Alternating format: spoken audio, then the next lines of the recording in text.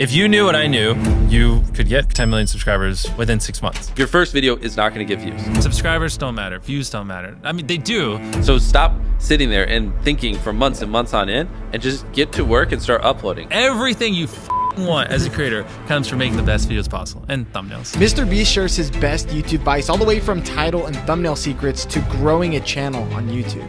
It's much easier to get 5 million views on one video than 50,000 views on 100 videos. He also reveals how he's able to hook in viewers in his videos and what he would do if he started over from scratch. What advice would you give yourself when you were starting out? Your videos suck. You think your videos are good, but they suck. They just do. And the sooner you learn how to make great videos that people actually want to watch, the sooner you'll get views. I think is the biggest takeaway, because like when I was 14, I thought my videos were the best in the world. They weren't. They're terrible. Many people are making way better videos than me, but I didn't think that. And I think, to be successful, you kind of have to have a little bit of that ego where you're like, my content's great and you got to believe in it. But also, like, if you have sub 1,000 subscribers, like, there's a good probability your videos just suck. They just do. And you need to make hundreds of videos or 100 videos. I don't know, depends on the difficulty of your videos. Improve something every time and just like get to the point where they don't. When you make good content, you'll blow up. It's not the algorithm. It's not anything. It's just like me and most people who are in my position, you just make terrible videos. And that's okay, because you got to make a bunch of videos and improve over time to be great. Like, you don't just pick up a baseball and become an MLB level athlete within a year. It takes many, many, many years, and YouTube's kind of the same way. A lot of people get analysis paralysis and they'll just sit there and they'll plan their first video for 3 months. And yeah, any of you listening, especially if you have 0 videos on your channel, your first video is not going to get views, period. It's not. Your first 10 are not going to get views. I can very confidently say that. So stop sitting there and thinking for months and months on end and just get to work and start uploading. Like, all you need to do, this applies to people who have not uploaded videos but have dreams of being a YouTuber, is make 100 videos and improve something every time. Do that. And then on your 101st video, we'll start talking, like maybe you can get some views, but your first 100 are gonna suck. There are very freak cases like Liza Koshy or Emma Chamberlain who have really good personalities and it doesn't take them as many videos. And it's just like people who are 7'5" and making the NBA. Like, yes, there are freak cases you can find, but for the average person like us, who don't have these exceptional personalities and, backgrounds in filmmaking, just make 100 videos, improve something each time, and then talk to me on your 101st video. How do you improve something each time? The second one, just, I don't know, put more effort into the script. The third one, try to learn a new editing trick. The fourth one, try to figure out a way that you can have better inflections in your voice. The fifth one, try to, study a new thumbnail tip and implement it. The sixth one, try to figure out a new title. There's infinite ways. That's the beauty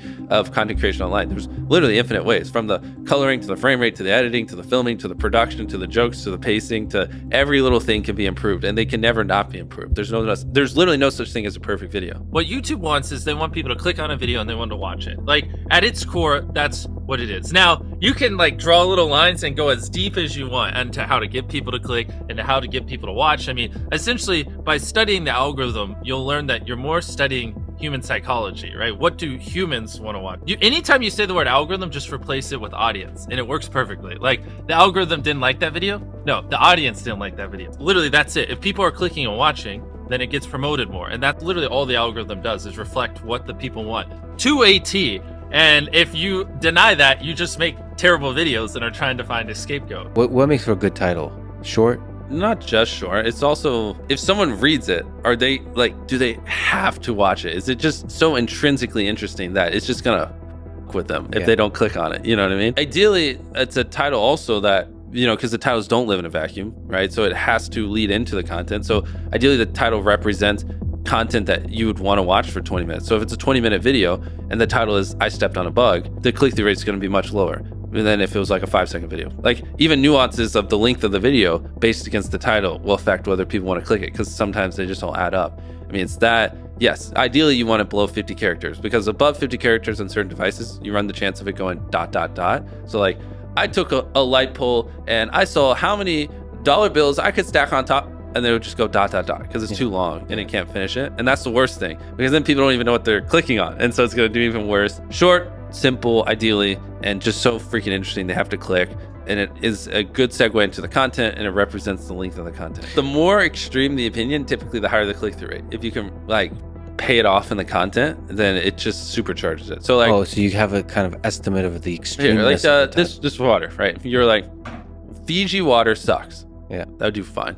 But if you said Fiji water is the worst water I've ever drank in my life, Yeah. way more extreme opinion would do way better. But you have to deliver.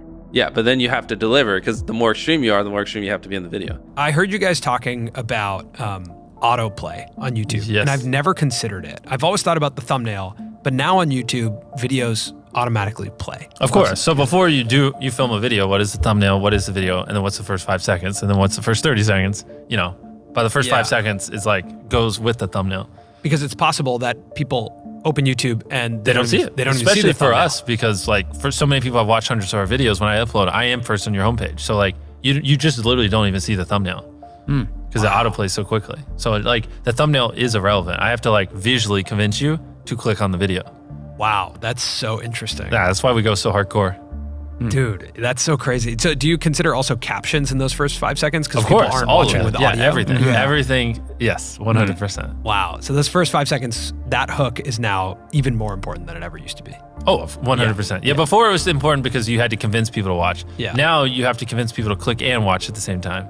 Whoa. With the first 5 So seconds. that's driving CTR now too. Yeah. It is, Interesting. 100%. Wow. I roast the hell out of people who like have boring first 5 seconds. It's brutal. Your title and thumbnail set expectations, and at the very beginning of the video, to minimize drop off, you want to assure them that those expectations are being met. If you click on a video where, you know, of his, where it's like, Tether is a scam, and then at the very beginning he starts talking about literally anything else, then you are like, oh, this is bullshit. This isn't what I clicked on. But if at the very start of the video you go, Tether is a scam, and I'm going to teach you why, then it's like, okay, you match the expectations. So at the very beginning, match the expectations, and then you want to exceed them. So you want to assure people that what they clicked on is what they're getting, and then blow their mind and be like, but you're also getting even more. That's how you lower drop off, which a lot of people, sometimes it takes them like 20 seconds to really meet the expectations. And so you lose, like, that's where you're going to lose everyone. Everyone's videos start like this, and then it levels off. So you want to reduce the amount of people that click off on the audience retention graph. I hope you're popping up graphs while I'm saying this, so it's easier for people to visualize. We really should drill this home because like the number one thing is like retaining as many people as possible at the start. Because like envision a chart where you lose 35% of your viewers in the first 30 seconds, and then envision one where you only lose 20%. That's 15% more people that are watching, you know, throughout the video than not. And it's not like you made the whole video like a bunch better. You just had a more strategic intro that hooked them. I'm struggling to put this into words and like to really impose how important that is, but like that 15% difference in viewership really does make the difference between hypothetically like 2 million views on a video and like 10 in my head. The thing people undervalue the most is literally the first 10 seconds of the video. Like, Yeah. I think I can quote it. I tied up an FBI agent and I have $100,000 in this bag. Here's a knife. Good luck, and I just run away. Like, it gives you everything you need. Yeah. No wasted words, short and concise, and then tension. You basically want to remove every dull moment. You probably want to find the 10 most critical people you know, make them watch the video and just roast it. You know, certain things like if I just talk to a camera for 10 seconds without a cut, like a lot of people will just like get bored or they'll lose interest. So like having a B cam and a C cam and just, you can just talk for 10 seconds, but 3 seconds in cutting to a B cam and then a C cam. Like now it's more interesting, even though it's essentially the same thing and not that crazy. But you want to have good pacing, typically having a payoff at the end keeps them, right? Last leave circle wins 10 grand. If there is a low moment halfway through, you're going to watch to the end because you want to see who wins the 10 grand. So having a good payoff at the end. How do you keep viewers watching and, you know, happy with the video? I would say just give them why they clicked, tell them why they should watch, and then just stick on topic. Like that right there isn't even super complex, but that would already put you in the upper echelon of YouTube. It's hard for a lot of people. People, for whatever reason, like they just drag it out. A lot of vlog channels do it. It's like eating $100 ice cream, and they'll be like, I'm gonna eat $100 ice cream. But first, and then it's like earlier in the day, and it's just stuff that has nothing to do with what you clicked on. It's like them birthday shopping for their mom, and it's like that's not why I came here. Now, if you're looking to grow your YouTube channel, I gotta tell you about this before we get into the rest of Mr. Beast's genius advice. And that is that we at Think Media are doing a free YouTube challenge to help you grow your first 1,000 subscribers on YouTube or make your first $1,000 on YouTube. To sign up for free, all you have to do is go to tube1kchallenge.com or check out the link down in our description. During this free challenge, Sean Cannell, the founder of Think Media, is going to be showing showing you guys how to grow your YouTube channels and make money online with YouTube. So click on the link to sign up today or to check out when our next challenge is going to be. Okay, let's get back into the video. What's interesting is the longer people watch something, the more likely they are to keep watching. So you don't have to try as hard in the hypothetically back half of a video as you do in the front. Like even right now, we're so deep into this where a lot of people listening are probably just going to keep listening relatively close to the end unless we just have a really boring part of this conversation because they're just in it. They're immersed. And so a big, like, to really boil it down to a simple level, you just want to get people where they're immersed in the content and then just kind of hold them there. The thing is, it's all knowledge. It really is. And like every time I say this, people debate it to the end of time on Twitter, but I don't care. Like I could start a new channel tomorrow with not using my face or my voice, like without ever promoting it. And in 6 months have 20 million subscribers. I just could. Yeah. It's purely knowledge. Like if you knew what I knew, you could get 10 million views a video and you could get 10 million subscribers no matter where you are right now within 6 months. It really is just knowledge. And I can already tell you 90% of the people watching, they don't agree with that. They don't. And everyone has excuses and they're always like, nah, YouTube just doesn't work like that, Jimmy. You don't understand. But I mentor a lot of people. I see it even to this day. I still see it all the time.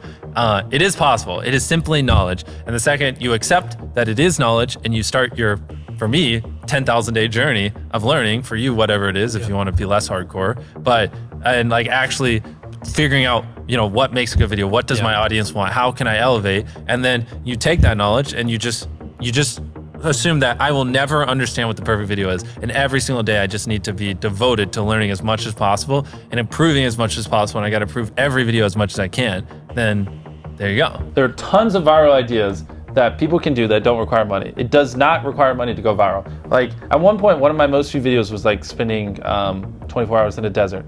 We just grabbed a tent and some stuff and we went in the desert. And it got like 60, 70 million views. I have so many videos where we spent hardly any money, like the no food one, or I'd have to pull up the channel and go through it, that have gotten tens of millions of views, and they would have gotten 10 plus million views even on a small channel. So people who say, oh, well, I could be Mr. Beast if I had money. Well, A, I didn't start off with money. I was poor. I had no money, and it took me like 7 years just to buy a camera, saving up from YouTube. And B, some of our most viewed videos, literally, like anyone could do. The best way to get views, in my opinion, I think it's better to really, really focus on quality if you're a very small YouTuber. And you can upload a video a day and like all the videos be average. And like none of those videos will really stand out. None of it's like epic enough where like the algorithm's gonna go, oh, this video is good. Like we need to spread it. I feel like a lot of small YouTubers, they just post like videos that aren't bad, but they're not great. And they just do that. And none of them ever pop off, so they never get an audience, where it might be better to like, you know, upload half or a third or even like a fifth of the videos, but make the videos you upload so freaking good that like the algorithm has to promote it and that, you know, it has to find audiences for it because it's such an interesting and good video. When you like set a consistent schedule and you're constantly having to upload videos that aren't as good as you'd like because you got to hit, oh, this Monday, I said I'd upload every Monday, you know, like that's a dangerous trap because then, you know, the viewers notice that the quality isn't as good and it makes them less likely to watch. And I think it hurts your longevity. A lot of times people, oh boy, it's like they think their videos are better than they are, honestly. And tell them, Jimmy, tell them. I mean, they do. And you have to that, and they have horrible friend groups because you really are like the type of YouTubers you hang around. And so like a lot of times I'm just like, what you're saying is wrong. Who told you this? They're like, well, this guy. And it's like, well, they're wrong. It's not true. There's no such thing as a perfect video. Like someone should always call you and shit on your video because it could be better. Like that's because imagine if someone does that every video and you upload hundreds, if not 1,000 videos over the next 10 years. And every single time someone's critiquing you and you're applying what they're critiquing. Like imagine the compound effect over that time span. It's invaluable. People think it's like, oh, well, it's all like CTR and stuff like that. But a big thing that everyone underestimates is it's what was your experience with your last video? If people loved the last video of yours that they watched, they're more likely to watch your next one. For the YouTubers watching this, when people watch your video, they go, okay, that was good, but like that's enough of you for the day. Like it was all right? Whereas what you want is them to go, holy crap, that was crazy. Oh my God, what's that? Holy crap, that was crazy. Oh my God. And they watch 10 videos. That's what you're going for, that data can't describe. And like, I've never heard anyone talk about that, but that is it. That's how you get these high view counts because people watch 10 videos, not one, you know? It's okay to draw inspiration from me, but just don't do what I do to a T. It's not like $1 versus blank. I'm the first person to do it. But I just, saw that format and I was just like, how can I do that 100 times better? Right. How can I put 100 times more creativity into it? How can I level up the editing by 100 times? How can I spend 100, blah, blah, blah. And that's always my mindset. How can I if I get inspired by something, how can I do that but 100 times better and make it my own? Whereas a lot of people are just like, oh, Mr. Beast did that. I'm just gonna do it. Yeah, how do I make a good thumbnail? How do I get people to click my video? You want it to be simple. You want them to be able to, when they're scrolling through their suggested or homepage or whatever touch point, you want them to instantly be able to understand what you're conveying.